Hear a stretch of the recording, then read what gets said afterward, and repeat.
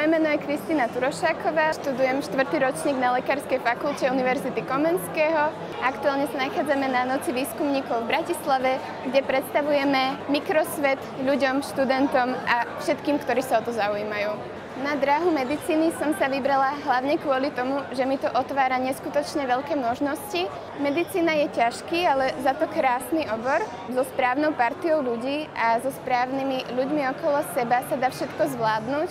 Medicína je ťažká svojím spôsobom práve tým, že máme neskutočné kvanta informácií. Samozrejme aj tie treba selektovať a časom sa to človek jednoducho naučí.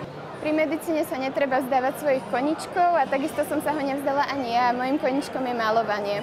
Mikrobiologický ústav ma oslovil práve s tým, či by som im nepomohla s grafikou na tento deň Noc výskumníkov, čo som samozrejme neodmietla.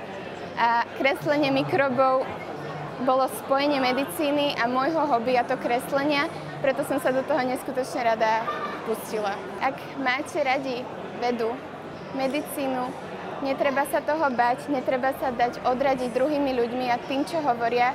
Skúsiť si to na vlastnej koži. Predsa len je to 6 rokov, ale zároveň nie je to až tak veľa, keď si vezmete, že sa budete vzdelávať celý svoj život.